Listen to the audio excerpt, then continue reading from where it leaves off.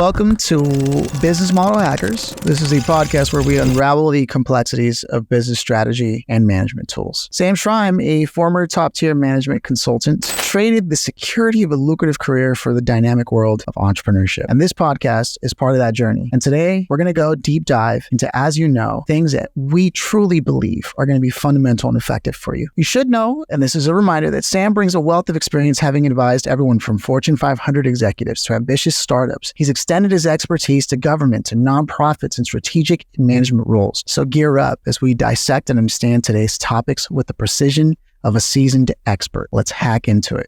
Sam, how you doing? Good. Philip, how are you today? I'm feeling great, man. I think we've got a treat for everyone today with the A3 problem solving. So I guess for me, where we can start is, what is your definition of problem solving? Interesting question, by the way. You read my mind because I'm in the process right now of writing a book about problem solving. In the first chapter, I dive into that very important question, right, of what problem solving is. The way I look at problem solving is everything in life is problem solving. Any decision, I think, that a person makes is, in a sense, solving problems. So everything we do in life, whenever you walk out the door, let's say, and you go to work or you come back home, you are faced with decisions along the way, right? Think about it this way. Anytime you're faced with a fork in the road and you're forced to make a decision, that's a problem you're solving. Now, of course, the problem can be tiny. Some of them can be solved intuitively. Other problems are more complex and require really, rigorous analysis and root cause analysis and all that, right? But nonetheless, problem solving is problem solving. Every time you make a decision, now if it's intuitive, it doesn't strain you as much, but if it's not intuitive, it requires you to use your brain, whether you make the decision heuristically or immediately on the spot, or you have to think about it, you, in a sense, are solving problems. So the idea of problem solving is to, during the day, minimize the number of times you have to do problem solving. I think one of the interesting parts that we're trying to do in this program is provide heuristics or shortcuts, right? In situations, of course, not in every situation, to allow you to reduce the amount of strain you put in or the effort you use during these decision making. There you have it. I think problem solving is something that can be very tiny, or it could be something that's very complex and requires a whole team and a lot of money and stuff to fix it. So then how would the A3 problem solving approach fit into your definition of problem solving? Right. I mean, of course, A3 problem solving is something that typically requires something bigger, right? It's not like you're trying to make a decision of 1 + 1 = 2, right? Those are what I'm referring to as heuristic decisions that don't require a lot of effort. You can answer that without even strain. But what we're talking about here is a structured approach, to problem solving. It's an approach that originated from the Toyota production system, the TPS, also known as the lean management, part of the lean management practices. The name A3 refers to this paper size, right? In the US, we have letter size, right? But in Europe, they have the A4, A2, A3, A1. A4 is the similar as close as possible letter size, but A3 is more like 11 by 17 inches. So it's double the letter size paper. The idea is to have a document that typically fits into the solution to the problem or what you want to do, fits into that A3. That kind of encourages the solution to be more concise, right? More clear and more visual. The A3 basically guides users through a series of steps. They're all documented in a single A3 size sheet of paper. It enables clear, concise presentation, all right? So you look at that paper and you know everything there is to know, from the problem itself to the analysis to solutions and the action plan. The approach is designed to kind of standardize the knowledge across the organization, right? And the key steps in developing that include, you start with a background, and then you go with the current situation, then you develop the problem statement, you set your goals and objectives, you dive into root cause analysis, you then identify countermeasures. So basically, how are you going to address the root cause that you've identified? And then you go down to the implementation plan and the follow-up and results. And the idea is not to treat this as a single thing, right? The idea is this is a continuous process that every time you're faced with a problem, you pull up an A3 sheet of paper and you put these steps in there. That's pretty cool, especially because it makes everything so concise. And instead of turning in a 50-page report on what you think a solution to a problem is, it's just have it on a one-pager.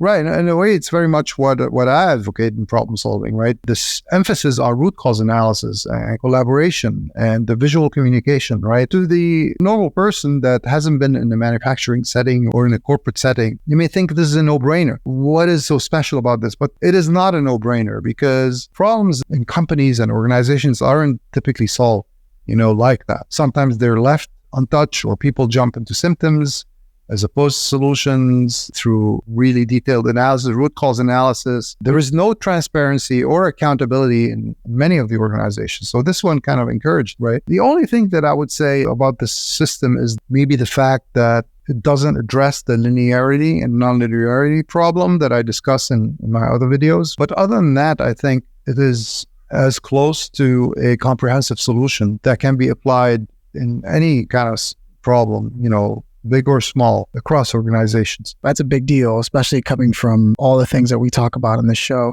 So then could you take us through a situation maybe where A3 problem solving was actually instrumental in turning around a business issue? As I mentioned earlier, the success of Toyota, right, is a case in point, right? It's proof of how this system has worked or done well for them. Not enough, to convince you, just consider its stock price, or the fact that it's been the world's top car manufacturer and surpassing VW this year. I think, last week, if I'm not mistaken, it was the number one car producer in the world. So a lot can be learned from Toyota in terms of best practices and lean management. The only thing I think that I would fault Toyota with is maybe their innovation. They were slow to move in on the EV market, and now they're justifying it because of the latest discouragement. People are kind of anxious about the batteries running out and, being able to charge cars. So there's kind of the EV manufacturing or the EV manufacturers experienced a bit of setback in terms of demand, where demand was surging. Suddenly now everybody's scaling back, and Toyota's,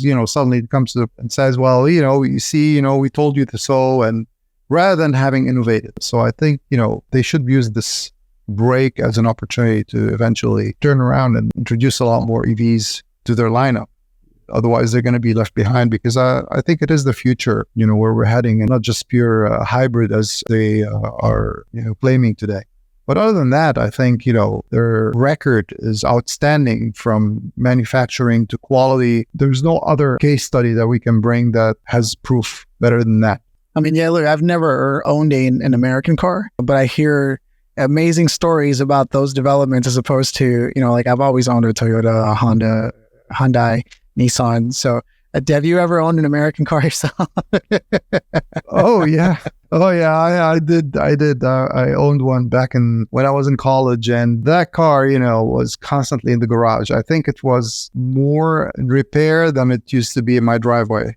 So I had a very bad experience with American cars back then. I mean, now they've gotten better, right? But they've learned from Toyota, I think, because, when Toyota first entered the US market, they were, being ridiculed because the cars were small and ugly. They didn't drive like, nice cars or big cars. They felt small. Their steering wheel was small, and but they made a dent in U.S. manufacturing. I mean, the whole U.S. car manufacturing industry was, under threat by the entry of, I think, the Japanese, but the Japanese led by Toyota as from a quality standards, or quality standpoint. Do you have any personal experience with A3, maybe in your own consultancy over the years? Not long ago, I was advising a confidential client in the process of supervising several strategy consulting firms, that are tackling a major problem, right? The client proposed a solution. I think, I don't want to say like lean management in particular, but I think the idea of problem solving is where I would say that there's an issue with sometimes even the smartest people tackle problems. Right? Either they jump to the solution before conducting rigorous analysis and making sure that they've really identified the root cause. In the process, they skip the current state or, the analysis that they need to do in order to identify the issues and then identify the root cause of issues, right? And the solution may not fit actually the problem they're facing. I would say, I think, from personal experience has been that the root cause and the emphasis on root cause in the A3 is by far, I think, one of the most important elements. Of course, the context of the greater lean management, the whole thing, I think, as a package is important, but the root cause analysis emphasis is major, and sometimes is skipped even by the most experienced people. And maybe that's one of them, but are there any other pitfalls that are common when trying to implement the A3 problem-solving method? And are there any ways maybe people can avoid that? I think, like the process itself is highly effective, right? The A3 problem-solving method. But if I were to pick some pitfalls, I would pick some generic ones. For example, maybe one of the things I think, apart from root cause analysis, even people that apply these, sometimes they lack the ability to define the problem clearly, right? And so I'm not sure if Einstein said that, but a lot of people attribute this quote to Einstein that he once said, if I had an hour to solve a problem and my life depended on it, I'd spend 55 minutes of that 1 hour determining and identifying the right questions to ask. Because once I know the right question, I can solve the problem in a few minutes, right? And I think that's one of the problems or the pitfalls that, people face is the ability to first ask the right question before you actually, whether you're going to conduct root cause analysis. The second one actually is the root cause analysis, is that, people tend to jump straight to addressing the symptoms without doing the right root cause analysis. So first you doing the right question, and then the second is really diving deep. Now, the A3, proposes the fishbone method or the 5 whys, which we discussed in another video. But then, I think what it lacks is also the linear and nonlinear situation where you really need to determine where you are. And fishbone isn't always the solution because it just complicates sometimes the root cause analysis. Whereas if you determine the difference between linear and nonlinear, your approach to identifying solution changes entirely, right? From experimentation to a simple solution and being able to identify the true root cause. Other generic things that I would mention maybe is potential lack of stakeholder engagement, because sometimes no matter what solution you have, no matter how obvious, if you don't engage people in the process, you are likely to face resistance to change, right? I mean, you do want to make sure you engage people, when you do that. Lastly, I think don't overcomplicate it through, that A3. I think that simplicity of the A3, what I like about this is many people tend to complicate it and go beyond the A3. But I think in this case, if you want to follow the best practice and stick to this approach, try and simplify it and don't make it too complex. One more thing, don't make this as a one-off activity, right? I mean, sometimes people think, okay, I'm faced with a problem, I solved it, I'm done. Business as usual. No, the idea is that this is a process you want to adopt for ongoing operation. Yeah, you had mentioned lean management a few times, and I was wondering if you could sort of just go over briefly how A3 problem solving aligns and supports lean management principles in organization. Lean management was created and developed by the Taichi Ono, I think was his name. I hope I didn't butcher his name, and the staff member at Toyota back in the 30s. He first worked on innovation in the manufacturing process, right?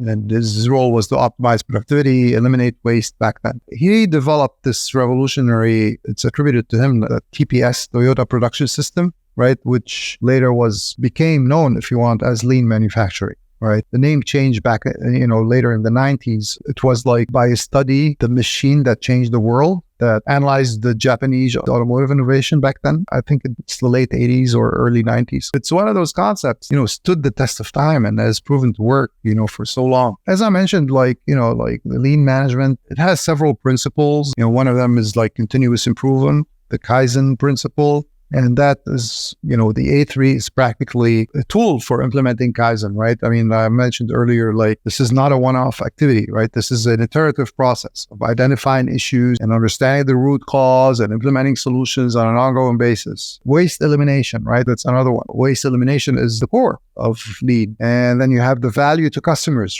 So basically, by resolving problems, problems that lead to inefficiencies, you can help ensure that the processes are more streamlined and effective, which then enhances the value delivered to customers, right? Another core tenet of lean. You also have the respect for people. I mentioned earlier, like engage people, right? Empower people, because only that way you can get stuff done, right? That fostering of culture and teamwork and respect, this participatory approach, this aligns with the lean principle. Then you also have standardization and visualization. So that's the A3 in of itself, the fact that you have this A3, you have these steps, you have the visualization, that's another concept that aligns with the best practices of the lean. Maybe a little bit weaker. On the weaker side is systematic thinking. The idea of A3 is that it's a holistic approach, at least so they claim, right? The thing is, I feel that maybe there it's a bit lacking in terms of holistic, because for them, holistic doesn't distinguish between linear and nonlinear.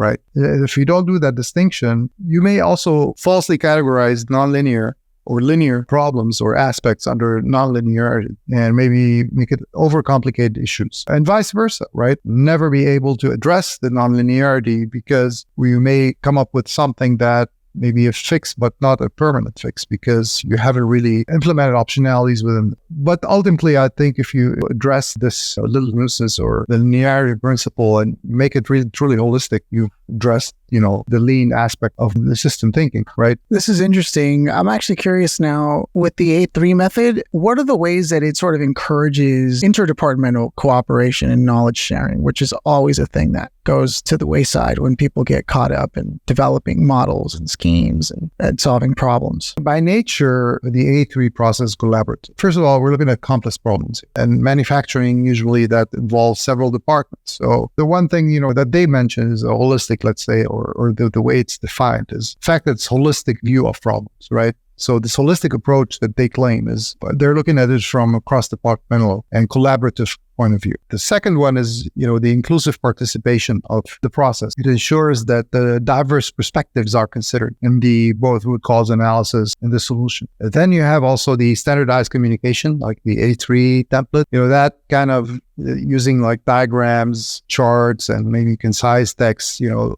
can basically take complex information, make it more accessible and easier for share across, as opposed to, having very complex view on things. The continuous improvement culture, that does require, that everybody is at this iterative approach. It encourages that there is a dialogue, there is feedback, collected across departments. They work together to solve problems. The knowledge sharing aspect of the organization, which is a knowledge base, which serves as a reference point. If another problem happens, you have, we had this problem before, so let's pull, previous history. When you document it and share it, these reports become like kind of intellectual capital. Also, you have empowerment and accountability. Okay, so you empower employees at all levels. Okay, all of them take ownerships of problems and solutions. So I think all of these aspects combined is what makes it collaborative in general. And then I guess as we begin to close things out, as this tradition here, what are some ways we can hack into all of this, right? Like, how is it that you adopt this process when solving problems in a business model hacker way? But I think this is one of the tools that only, apart from this issue of linearity and nonlinearity, is by far, one of the best tools you can use, both as a rule of thumb in a sense to kind of know what you want to do when you get into a situation, by maybe memorizing the different steps and pulling an A3 and start writing, down to actually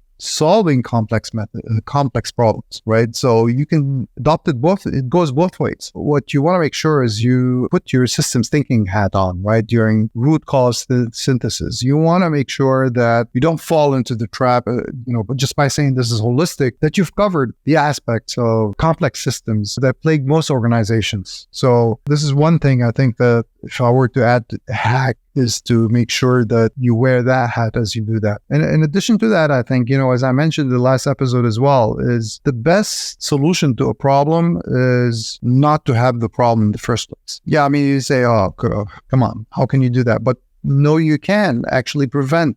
Problems are preventable. You can prevent problems by putting, early detection processes in place, via balanced scorecards, via tools that you can monitor the external and the internal environment. When things change, you kind of take those and analyze those, right? And I think with the use of AI today, there's no excuse in not putting these into automation and detecting problems before they kind of turn into this cancer that spreads. Because problems are like cancer. They could be small at the beginning. They could start small. And if you catch them at the beginning, they won't be a problem. You can easily address them. But if you keep them or you don't address them until later when they really become a big problem, then it becomes much more difficult. The biggest hack you can take away from this episode is you work on your preventative measures, on the detection. It's much easier than to address a problem than it is later on when it becomes blown out of proportion. This is exactly what we needed to hear. And I can't thank you enough for emphasizing how this one tool in particular stands out. While it doesn't cover everything, it is one of the most comprehensive tools. And then you were generous enough to remind us about the importance of nonlinearity and linearity when it comes to problem solving and making sure that you combine that with root cause analysis. I feel like there's so much in this episode. I really can't thank you enough, Sam. And I want to thank the people for tuning in again.